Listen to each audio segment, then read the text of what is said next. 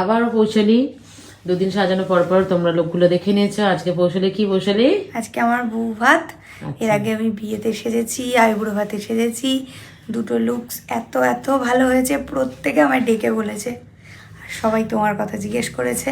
আচ্ছা। যারা যারা নতুন করে সাজতে চাও, নতুন দিনটাকে আরো ভালো করে স্পেশাল করতে চাও, অবশ্যই দিদির সাথে কন্ট্যাক্ট করো।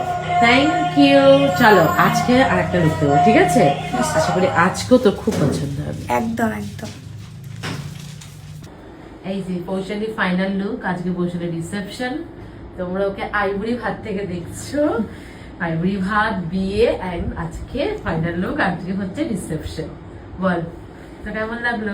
দারুণ, দারুণ। অপূর্ব। আমার এক্সপেকটেশন যেমন ছিল ঠিক তেমনই দিদি একই রকমভাবে এইবারেও মন আমার খুশি করে দিয়েছে।